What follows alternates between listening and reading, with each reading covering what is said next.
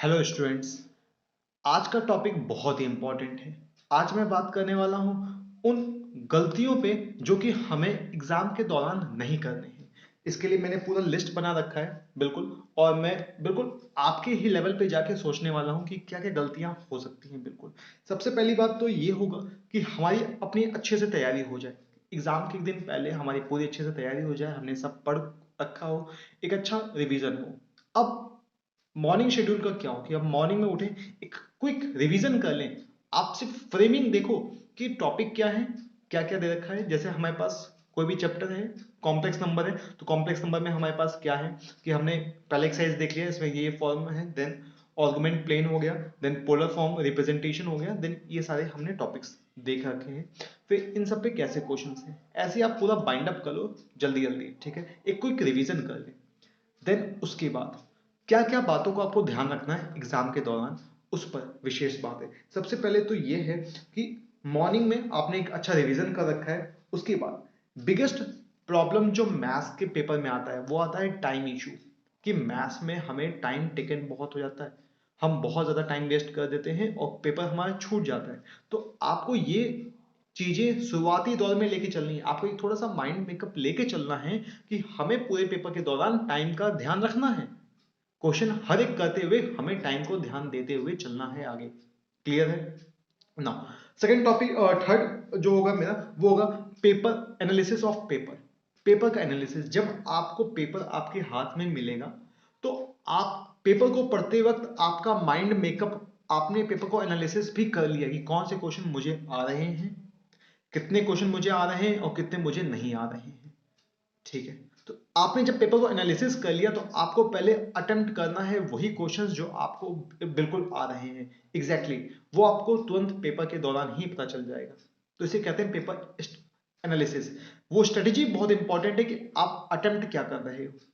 ऐसा नहीं हो कि आप उस क्वेश्चन में फंस गए और आपने 20 से 25 मिनट एक ऐसे क्वेश्चन में लगा दिया जिसको वो हुआ ही नहीं वहां पर, तो वो टोटली वेस्ट ऑफ टाइम होगा उस पीरियड के दौरान। ठीक है, यहाँ पे तो पेपर एनालिसिस आपका होगा थर्ड पॉइंट। फोर्थ जो होगा, first do you do easily. आप पहले उसी क्वेश्चन को अटेम्प्ट करो जो क्वेश्चन आप आसानी से कर सकते हो। ठीक है, जिस क्वेश्चन में भी थोड़ा बहुत आपको डाउट लग रहा है उसे आप लास्ट के लिए बचा के रखो। ठीक है, do not waste time on specific question. आप किसी पर्टिकुलर क्वेश्चन पे टाइम वेस्ट मत करो। अगर आपने क्वेश्चन स्टार्ट कर दिया है, आपको बीच के प्रोसेस नहीं आ रहे हैं, जस्ट गैप छोड़िए और वहां से आगे बढ़िए।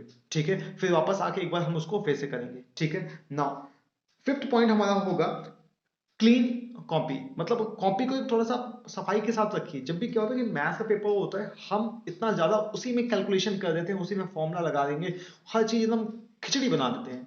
अब आप ही सोचो, अगर आप एक अच्छे रेस्टोरेंट में गए हो, आपने पनीर ऑर्डर किया और मैं प्लेट में ऐसे पनीर को ऐसे फेंक के मतलब लेकर आ रहा हूं, तो आपको खाने का मन ही नहीं करेगा, भले ही वो खाना कितना भी स्वादिष्ट बना हो। तो बिल्कुल आपको भी वो चीज का ध्यान रखना है। आप एक पीछे रफ कॉपी रफ वर्क बनाओ। ठीक है, आप पीछे बनाओ, क्योंकि अगर आप साइड में बनाते हो ना तो टीचर का माइंड उधर डाइवर्ट होता है। रफ में इसने क्या किया देखिए हम ये, तो आप पीछे कोशिश करो या फिर आप साइड में भी बना सकते हो, कोई ऐसी बड़ी बात नहीं है। आप बनाओ और क्वेश्चन को थोड़ा सा क्लीनर रखो कि आपका जो सोल्यूशन हो वो थोड़ा सा क्लीन हो। ठीक है, तो ये आपका फिफ्थ पॉइंट होगा ना। उसके बाद मैं बात करूंगा come on the tough question. अब जब आपने पूरा एक पेपर कर लिया है, जो सारे क्वेश्चन जो आपको आ रहे हैं, अब वापस लौट कर आइए और उन क्वेश्चन को ट्राई करिए जो क्वेश्चन आपको टफ लग रहे हैं या जिनके स्टेप आप भूल रहे हो, उनको ट्राई करिए। अब वो वाला हो गया आपका।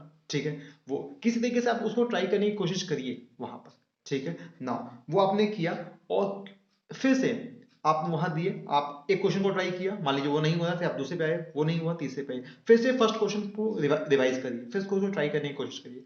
क्योंकि क्या होता है, कई बार हम जब क्वेश्चन को ट्राई करते हैं तो एक स्पेसिफिक पॉइंट हमें उस पॉइंट पे याद नहीं आता है, जिसकी वजह से वो क्वेश्चन छूट जाता है। तो हो सके वो कुछ समय बाद याद आ जाए। ठीक है, बट आपको सोचना नहीं है, आपको टाइम वेस्ट नहीं करना उन स्पेसिफिक क्वेश्चन पे। क्लियर है मेरी बात ना। अब आप अच्छे से बाइंड अप करिए और एक बार चेक कर लीजिए। चेक करने का मतलब ये है कि आपकी कहीं कैलकुलेशन एरर तो नहीं है, जिस क्वेश्चन को आपने कर रखा है उसमें थोड़ी बहुत कैलकुलेशन एरर तो नहीं है कहीं ना कहीं लाइन से। ठीक है, बाकी बहुत बेहतरीन है। तो हमेशा ध्यान रखिए, और जहाँ पे फॉर्मूलों का इस्तेमाल हो रहा है वहाँ पे आप साइड में फॉर्मूले लिखिए, जहाँ पे डायग्राम है वहाँ पे आप डायग्राम लिखिए। ठीक है, तो सबसे जो मेजर इंपॉर्टेंट बात है वो टाइम मैनेजमेंट का है, तो टाइम मैनेजमेंट आपको स्टार्टिंग से ही लेके चलना है। ठीक है, बाकी बेस्ट ऑफ लक, बहुत अच्छे से अपना एग्जाम दीजिएगा। ठीक है, फिर मिलते हैं जल्दी। Thank you.